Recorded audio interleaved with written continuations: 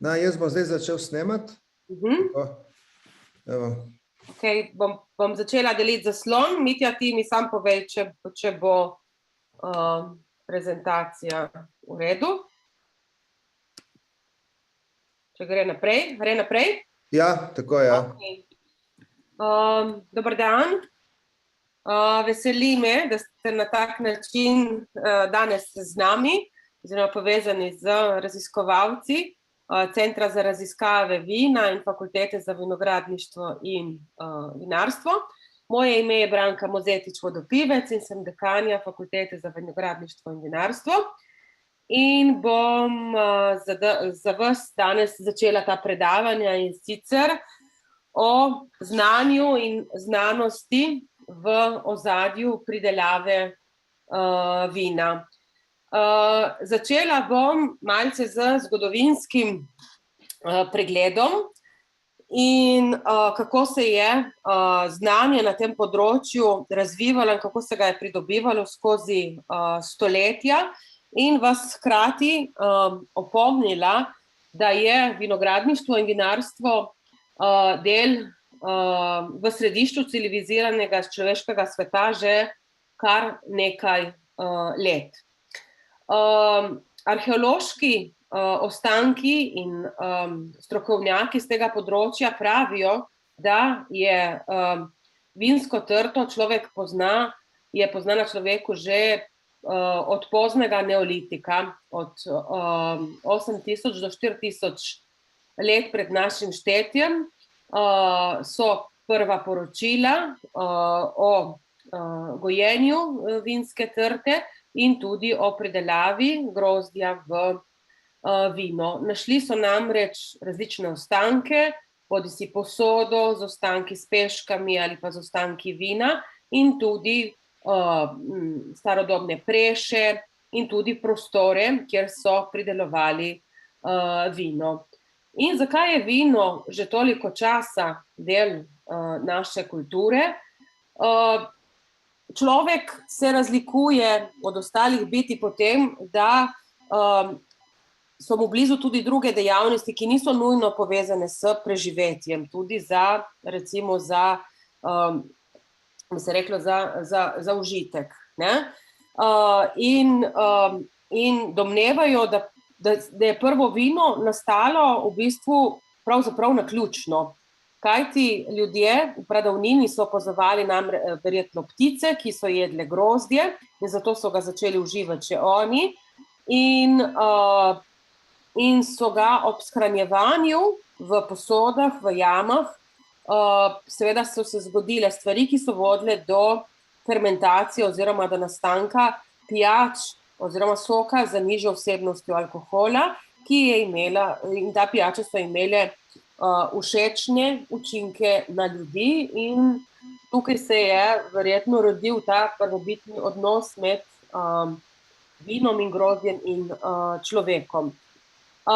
Iz 4100 ali 4000 let pred našim štetjem naj bi bili stari oziroma ti ostanki prve vinske kleti organizirane predelave, in sicer te ostanke so našli na področju današnje Armenije.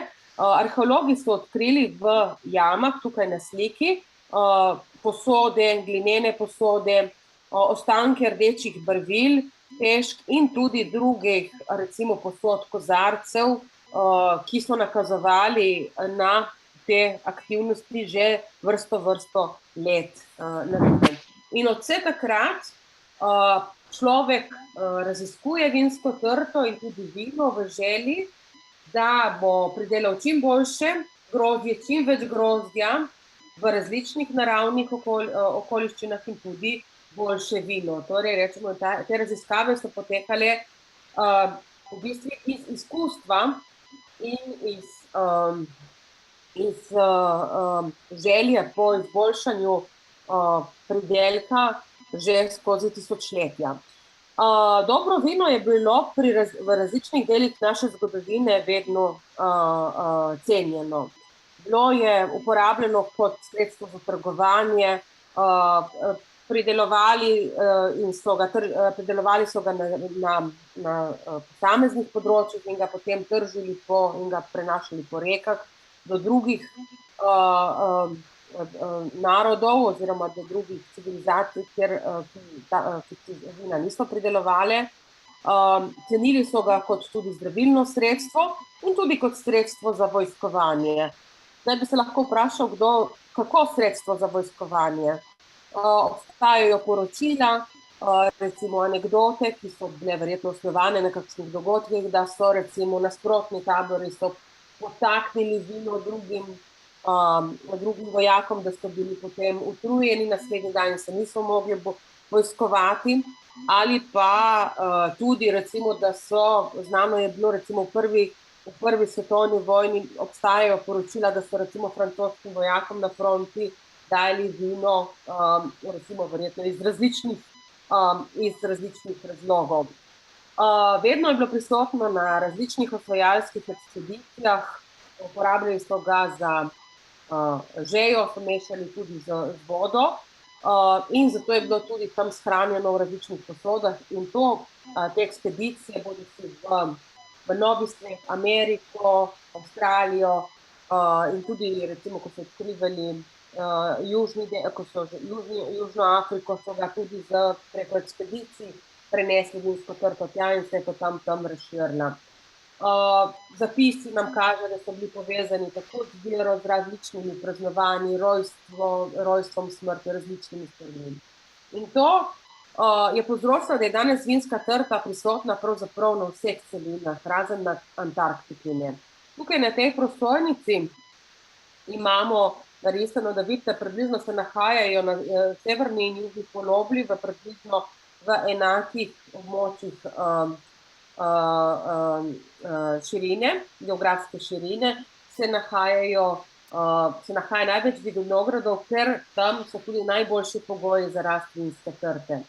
Vinska trta, kljub temu, da je razširjena po celem svetu, zahteva določeno vremenske karakteristike, ali to sončne ure, padavine, in to lahko recimo zagotavljamo samo na določenem geografskem področju. Seveda se to sedaj ob klimatskih spremembah tudi spreminja, ampak ne tako zelo hitro. V Egiptu je vino pridobilo na simboliki, bodisi zaradi povezave recimo, ker so recimo rdeče vino povezovali tudi s krvjo ali modro krvjo. Ostanki arheološki, zapisi na grobnicah v klinopisih kažejo, da so imeli tudi zelo razvito, recimo tukaj vidite ostanke narisane na prešo, ko so jo prešali, potem so tukaj posebne posode, v katere so shranjevali vino, to so bile različne amfore, na njih so potem tudi že napisali, kaj je noter, to so prvi recimo prvi načini zapisa vina in seveda te amfore so lahko tudi na nek način tudi zaprli, ni bilo jih najbolj dobro in se je tudi pogosto vino tudi pokvarilo. In seveda v pradavnini so vse, kar se tiče znanja in raziskav oziroma razvoja na tem področju, predvsem ukvarjali z pridelavo s pridelkom oziroma tudi kako bojo vzgojili vinsko trto, da jo bo lažje čim bolj obirati, so se ukvarjali z grozdjem, ki jim je dalo najslajše jagode in temu se reče tudi, da je bila to taka naravna selekcija. Veliko se je pa naredilo v zgodovini na področju razvoja v samih posodah, kjer se prideluje vino, v samih transportnih posodah. Vidite recimo tukaj te posode, ki se imenujejo kvevri, izhajajo iz Gruzije in so stare, recimo prva poročila o tem, so najstarejše posode, segajo v 6000 let pred našim štetjem. Uporabljali so jih za fermentacijo. Sem noter te posode so zaprli, so vgradili v tla in na tak način so poskrbeli, da je imela fermentacija nizko temperaturo in so s tem tudi ohranili kakovost vina. So obrali grozdje, ga dali v posodo in tukaj noter je potekala fermentacija in tudi drugi procesi in recimo na koncu po 2 letih so pač to proizvedeno vino recimo prodajali, ne. Ni bilo pa ta posoda primerna za transport, zato so začeli proizvajati drugačne posode, manjše, z ročaji, ki so jih lahko nalagali na vozove. In recimo tu so bile te amfore, ki so bile različnih velikosti, nekatere so bile porisane, druge popisane, druge spet samo za transport. To je pač vse odvisno. Razvoj je potekal v smeri, kar je človek seveda rabil, kar je tudi dan danes, ampak dan danes razvoj na tem področju poteka veliko hitreje, ne? In dan današnja analitika, zelo napredne analitske metode nam omogoča, da mi lahko ugotovimo, koliko stari so ostanki grozdja v teh glinjenih posodah, iz katerega obdobja in tako naprej. Seveda te posode lahko niso ravno prikladne za transport vina, ker so se rade zvračale, in zato so recimo že v antičnem Rimu začeli razvijati nove glinene posode, kot je na primer ta tukaj, ki se imenuje dolium. Sprva so te posode transportirali na ladje, ker večinoma je takrat transport potekal preko ladij, ne? Ko so zavojevali, recimo Rimljani, dežele preko morja v Mediteranu. Potem pa, ko so ugotovili, da je te posode zelo težko prenašati iz Povojna na ladjo, so jih začeli tudi vgrajevati že v stare ladje in takrat so postali že recimo taki novodobni tankerji za prevoz vina. Takrat, ko so se pa Rimljani začeli premikati po ozemlju in začeli zavojevati dežele, ki so bile prej galske, to je današnja Francija, so spoznali tudi drugi način transporta oziroma hranjenja vina, ki se je prej pri Galcih in tudi pri Keltih uporabljal za transport piva, so jih začeli uporabljati tudi za vino. Seveda prvi sodčki niso bili razviti v Evropi, ampak so jih od njih poročajo že v antičnem Egiptu, recimo tam so hranili druga živila, ampak za tekočino so jih predvsem začeli uporabljati v Rimu. In takrat, ko so odkrivali nove dežele, so tam postavljali nove vinograde, jih obnavljali in hkrati tudi odkrili, da je mogoče francosko vino boljše kot njihovo samo, in takrat se je že razširil dober glas o francoskih vinih, še posebej na področju Bordeauxa, in to je pomenilo tudi, da je bila pomembna pot Rimljanov preko Bordeauxa do drugih dežel, da je bila tam recimo postojanka, da so tam lahko dobili dobro vino. In točki so popolnoma nadomestili glinene posode tam od 3. stoletja naprej, dalje našega štetja. Sprememba prenehanja uporabljanja glinenih posod za transport pa je trajala kar 350 let. Zdaj si predstavljate, da bi bili razvoj ene stvari, ene zamenjave v tehnologiji potekal zdaj tako dolgo, ne bi nikamor prišli. Zdaj mogoče lahko rečemo, da se dogajajo stvari prehitro. In seveda, recimo nekateri tehnološki pristopi v pridelavi vina, tako v vinogradu, recimo vzgojne oblike, recimo Rimljani so recimo naredili, da so recimo vinsko trto so napeljali na recimo drogove, da je bila lažje obvladljiva, da se niso polomili pri obiranju grozdja, ko je bilo recimo razpeljano na večjo površino. Ker recimo vinska trta lahko zaradi vitic potuje in se lahko prijema različnih stvari, zato lahko se zelo močno raste in ima veliki grm. In recimo tehnološki pristopi so se tudi recimo sami rodili od sebe, ko so ugotovili, recimo, ko so transportirali vina, recimo čez ocean v lesenih hrastovih sodčkih, so ugotovili, recimo, da je vino boljše, potem, ko je bilo nekaj časa zaprto v hrastovih sodih. Seveda smo šele v 20. stoletju ugotovili, da so to pravzaprav tanini, ko se je kemija, recimo toliko, analizna kemija toliko razvila, in tudi raziskave na tem področju, ne, dokler ni bilo ustrezne analitike kemijskega znanja, ki sploh ni bilo mogoče odkriti, ne. In kaj hitro so ljudje ugotovili, da je treba vino zapreti, ne, dobro zatesniti, da se ne zlije ven med transportom, a hkrati, da tudi nima stika s kisikom, ker povzroča oksidacijo, da lahko iz njega nastane kis. Dogajanje žganja v vinu pred osvajalskimi pohodi je bil tudi ena izmed, recimo, tehnoloških sprememb v pridelavi določene vrste vina, ki ga danes poznamo pod imenom portovec, ampak takrat so ga dodali v vino zaradi tega, da so ustavili fermentacijo. Oni niso vedeli, da so ustavili fermentacijo, ampak so ustavili spremembo vina v kis. Kajti alkohol, žgane pijače imajo več alkohola in lahko zaustavijo delovanje neškodljivih bakterij. Izobraževanje. Seveda boste verjetno se strinjali z mano, da so recimo tudi v srednjem veku in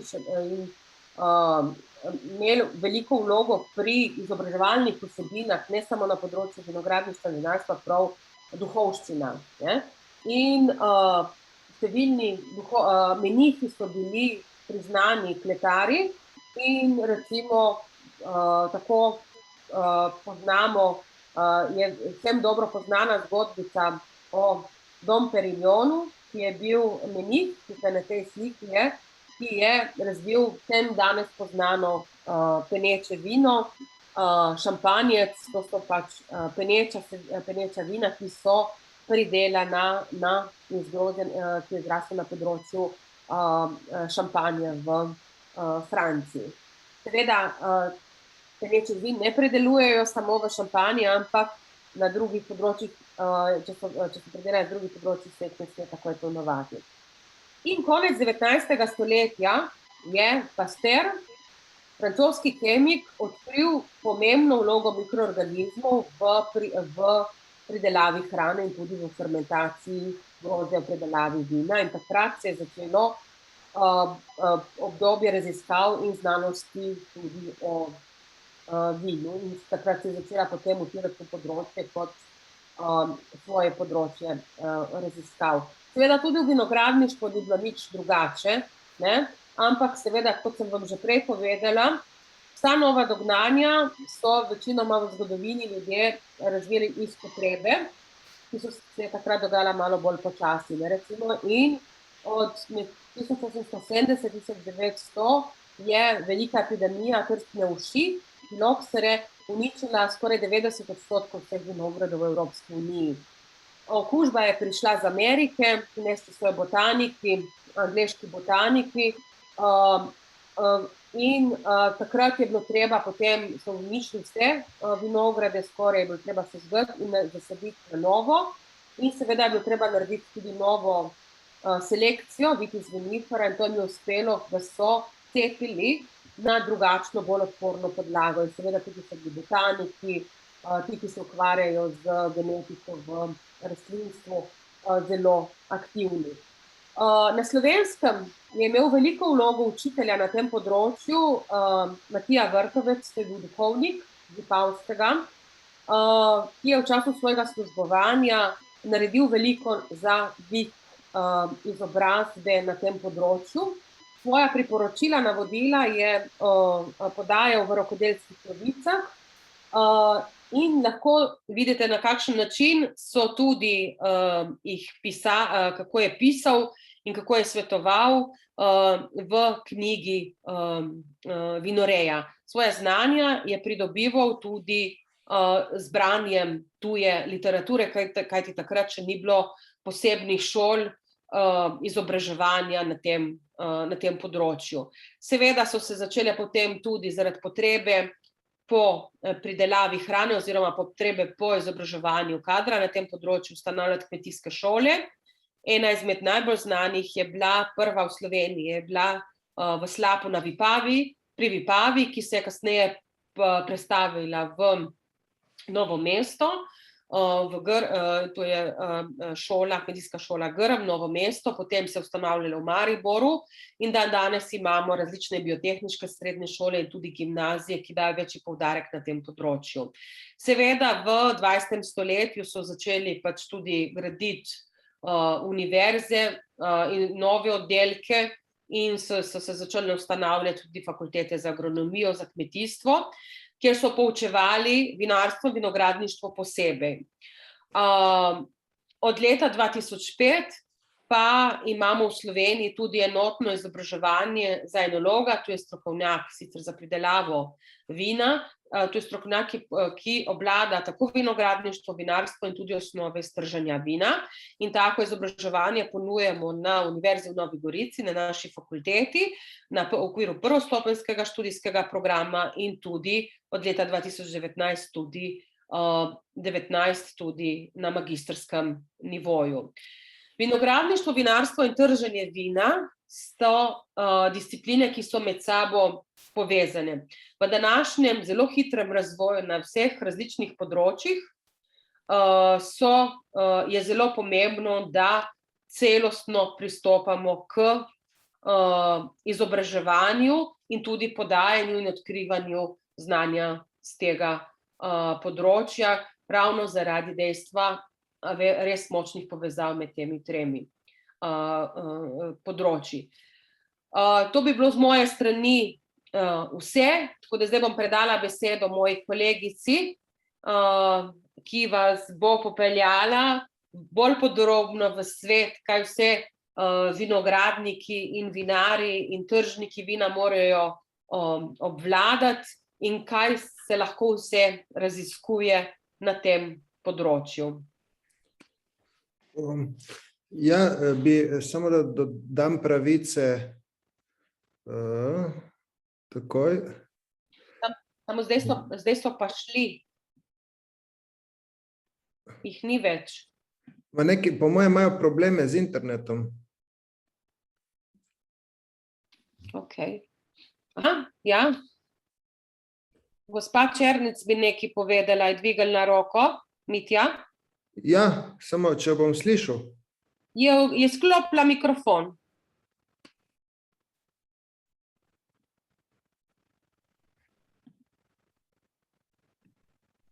Aha. Ja, mogoče, Če bi napisala v chat. V chat, če napišete, ja. Težave, pol vas pa malo, a vas počakamo?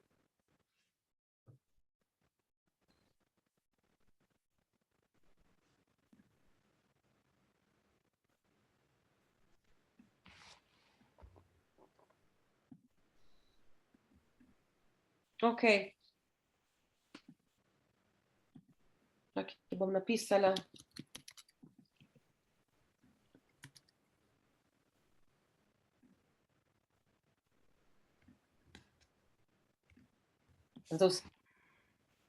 Prisotni na prezentaciji skupin, ki imajo malo tehničnih težav, tako da bi jih počakali, da se bojo poskusili prijaviti, ne?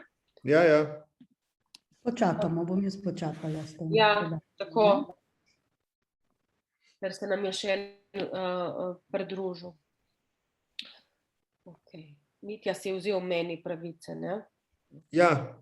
Jaz bom zdaj končal sejo, bom dal end, jaz bom verjetno šel ven iz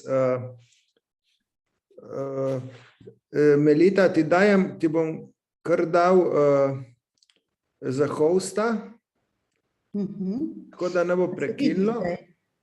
In potem mi ga pač vrneš in ti bom dal jaz kot host nazaj. Zdaj se vidijo slajdi? Ja, ja.